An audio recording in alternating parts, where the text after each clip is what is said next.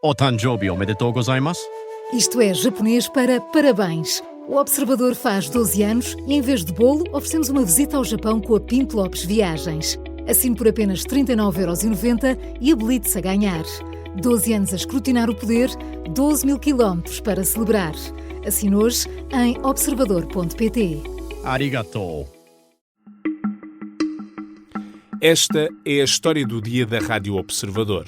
O professor, os diamantes e 7 anos de investigação.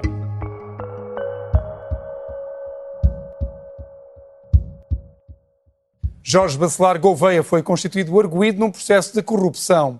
O gabinete Esta notícia é de 2020.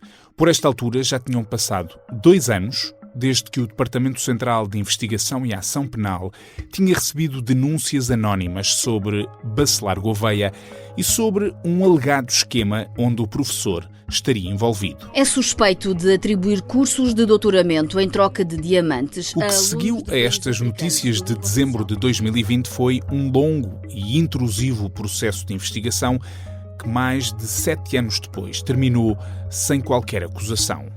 Eu vou dizer isto outra vez. Foram 7 anos de uma grande investigação que usou meios significativos do Ministério Público e da Polícia Judiciária e, no fim, uma mão cheia de nada. Eu vou conversar hoje sobre isto com o jornalista do Observador, João Paulo Godinho. Vamos perceber o que esteve aqui em causa, o que fez a investigação. Vamos olhar para as linhas que se cruzaram com o processo Tutti Frutti e com o até agora Presidente do Tribunal Constitucional.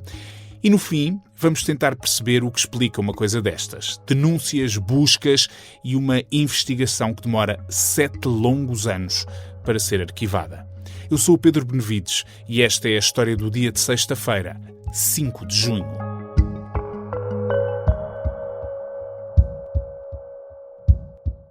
Olá, João. Olá, Pedro. Bem-vindo. Obrigado. Vamos olhar aqui para esta história que, enfim, tem todos os ingredientes daquelas histórias clássicas que nos deixam a pensar como é que isto é possível, como é que a justiça portuguesa deixa um caso destes arrastar-se durante tanto tempo com este resultado. Mas vamos lá, ao princípio, perceber o que é que estava aqui em causa, quais é que eram as suspeitas que estavam em cima de Bacelar Gouveia. Muito bem. Eram várias suspeitas. Houve pelo menos 6 denúncias anónimas contra o constitucionalista Bacelar Gouveia e havia diferentes linhas de suspeitas. Havia alegada venda de doutoramentos de graus académicos a estudantes quer nacionais, quer provenientes dos PALOP. Havia... Portanto, ele vendia, garantia esses títulos em troca de alguma, ou na lógica da investigação dessas denúncias, ele estaria a vender títulos académicos em troca de benefícios para ele próprio. Sim, ele supostamente a troco de dinheiro ou de diamantes, que era também um dos picantes destas denúncias. Sim. Que estaria alegadamente a receber diamantes desses estudantes de Angola, de Moçambique, para facilitar os graus académicos. Era também implicado em suspeitas de combinação de júris de provas desses estudantes, em que, nomeia-se 3 professores catedráticos para fazerem a avaliação e havia ali suspeitas de que esses júris fossem manipulados e arranjados e que nem seguissem as regras vinculativas de 3 juízes para estarem a avaliar.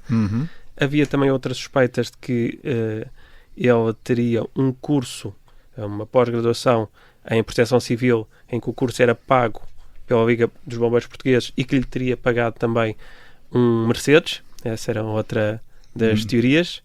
Quer dizer, só essas histórias já dão a indicar que, a ser verdade, havia ali um esquema de corrupção bastante intenso e em várias frentes. Sim, um dos casos ligava ainda ao famoso processo Tutti Frutti, porque um dos doutorandos dele era Sérgio Azevedo, figura central do processo Tutti Frutti, certo. E que seria também um dos alegados beneficiários dessa facilitação de doutoramento a troco de vir a ser provedor de justiça. Ou seja, trocar ali cargos políticos, Sim. troca de influências, enfim, ali uma série de coisas perigosas nessa linha de investigação. Já agora, quando se estava a investigar o caso Tutti Frutti, apareceu lá, imagino eu, foi através disso que se percebeu a ligação de Bacelar Gouveia ao caso Tutti Frutti. Exatamente. No processo Tutti Frutti, que foi instaurado, creio que já em 2016, já foi há 10 anos, houve escutas que visavam Sérgio Azevedo e nas quais foi interceptado também Bacelar Gouveia. E aí apanharam-se conversas em que dava a entender essa troca de favores.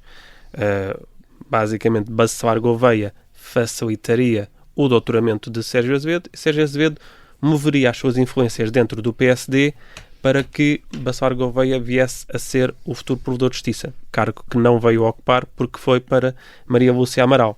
Muito bem. Então, voltando a este ano de 2018, que é o ano em que aparecem as denúncias no DCAP, o que é que se fez a partir daí?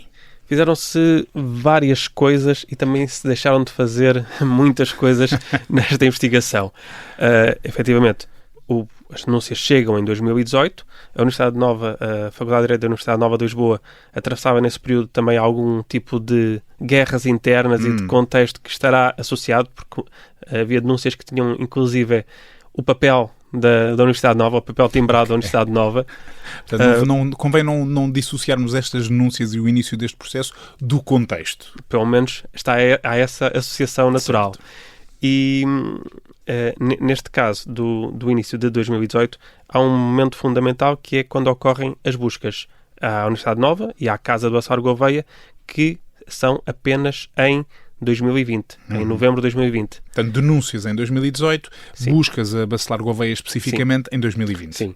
Não foi um vazio neste período, porque neste período o Ministério Público e a Polícia Judiciária decidiram avançar com escutas a Bacelar Gouveia. E Bacelar Gouveia esteve a ser escutado durante pelo menos mais de um ano, até que depois vieram as buscas em novembro de 2020 à faculdade, à casa. Bacelar Gouveia era na altura o presidente do Conselho Científico da Faculdade de Direito, inclusivamente, e foi naturalmente constituído arguido no processo nessa altura. Em 2020? Em 2020. Acontece que estamos em 2026. O que é que aconteceu nestes 6 anos, entretanto, depois dessas buscas? Desde então, houve, por exemplo, vigílias, almoços de Bacelar Gouveia com várias pessoas. Portanto, tinha gente sim, fotografias, a fazerem uma vigilância ativa, presente. Agentes a acompanharem, a irem aos restaurantes, tirarem fotos do almoço de Bacelar Gouveia com outras pessoas que, pronto... A investigação detetive à séria mesmo, como nós imaginamos nos Exatamente, filmes. como nos filmes, tal e qual. Houve também um pedido de cooperação judiciária às autoridades angolanas. Esse pedido surgiu muito mais tarde, mas nunca teve resposta também.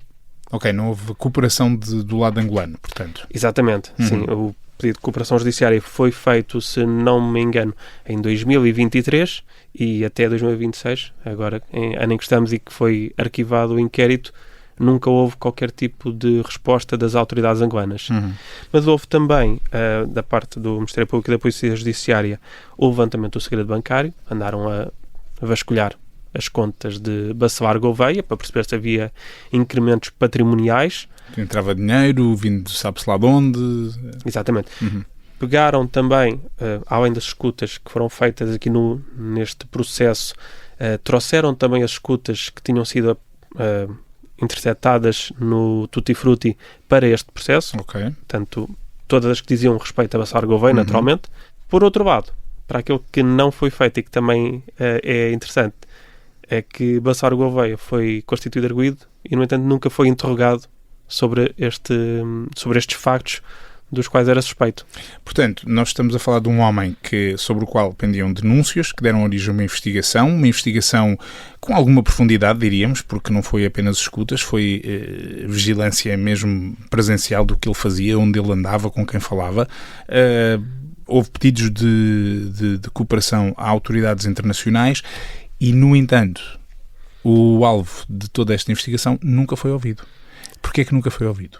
É uma boa questão, porque tendo sido constituído arguido, seria de supor que fosse interrogado, seria o passo natural. Parece óbvio. Até sim. porque, lá está, se tinham feito escutas, se apreenderam os telemóveis nas buscas, apreenderam o correio eletrónico também, houve todo esse vasculhar, esse natural e que é uma investigação, exigível. pronto, Tem que enfim, se investigar para perceber o que é que havia. Porém, perante as informações que são recolhidas, tomou-se a decisão de não interrogar Bacelar Gouveia. O procurador tem uma justificação que é singular, chamemos assim, em que diz sensivelmente que optou-se por não proceder ao interrogatório porque era expectável que, caso Bacelar Gouveia viesse a ser interrogado, poucos esclarecimentos iria oferecer que o viessem a comprometer ou até mesmo nenhuns, e que teria também sempre o seu direito ao silêncio. Portanto, só para ver se eu estou a perceber bem, o procurador entendeu que não vale a pena ouvi-lo, porque ele, em princípio, vai negar isto tudo.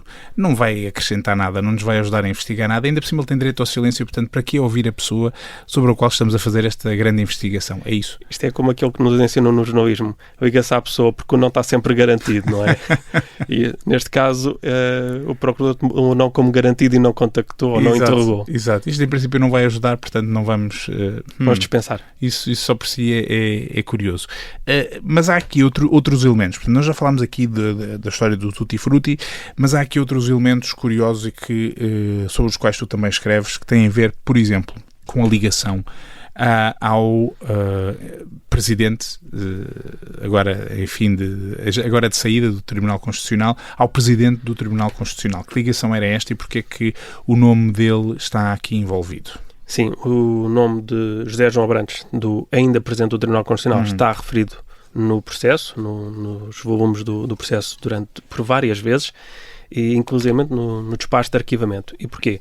Porque antes de ser presidente do Tribunal Constitucional, antes mesmo de ser juiz do Tribunal Constitucional, José João Abrantes era professor na Faculdade de Direito da Universidade Nova de Lisboa, onde chegou a ser até o pró-reitor. Portanto, tinha um cargo institucional já bastante elevado dentro daquela instituição.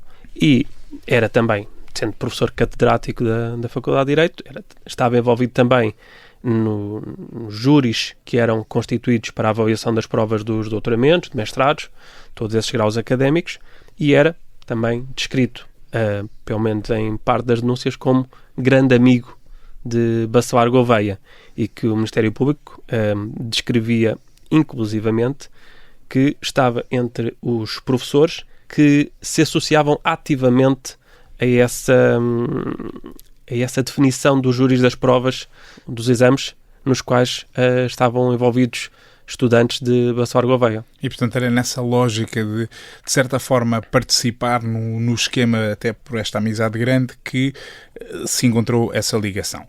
É uma história complexa, com desenvolvimentos até surpreendentes, com avanços e recuos na investigação, naturalmente. Qual é que foi a conclusão do Ministério Público no final deste tempo todo? No final deste tempo todo, dá a ideia de que o Ministério Público... O processo sofreu muitas vicissitudes também na reta final à boleia do Tutti Frutti. Isso é importante referir. Por exemplo? Porque a procuradora do Tutti Frutti era a mesma procuradora deste inquérito.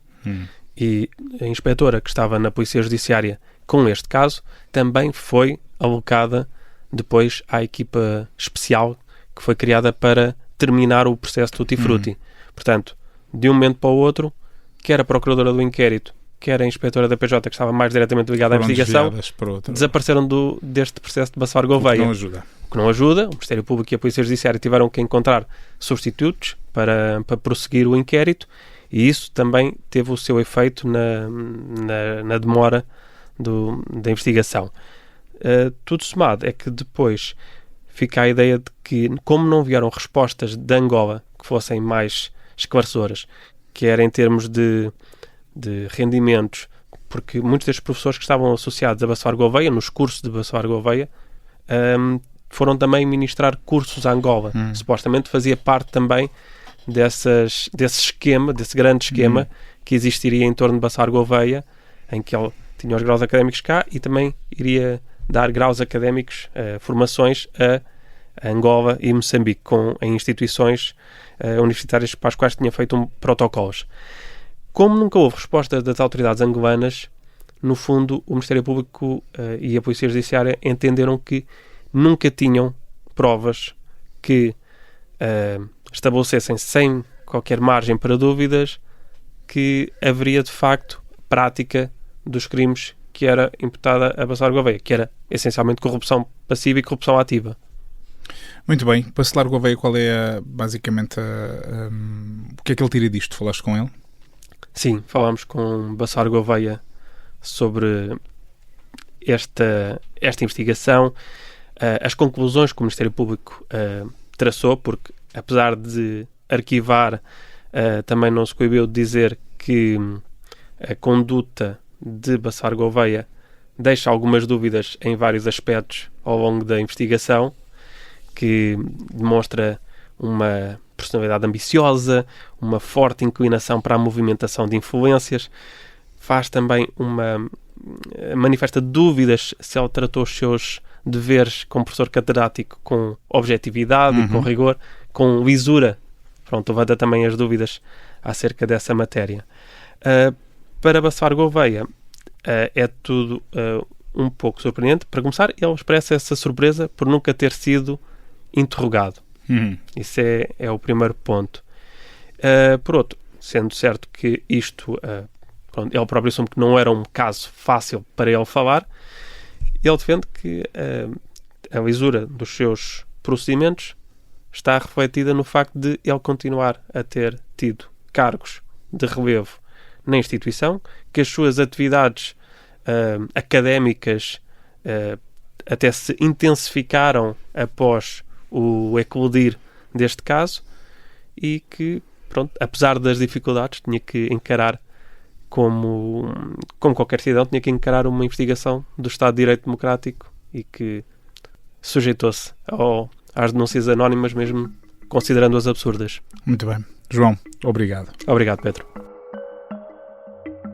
Eu conversei hoje com o João Paulo Godinho, o jornalista do Observador, que escreveu sobre esta história, mais uma história da justiça portuguesa. Independentemente dos indícios, das suspeitas, das zonas cinzentas, dos avanços e recuos, independentemente do que se possa pensar desta história, fica sempre uma dúvida. Como é possível uma investigação desta dimensão precisar de 7 anos para concluir que não existiam provas suficientes? Esta foi a história do dia, a sonoplastia da Mariana Sousa Aguiar, a música do genérico do João Ribeiro. Eu sou o Pedro Benevides. Bom fim de semana.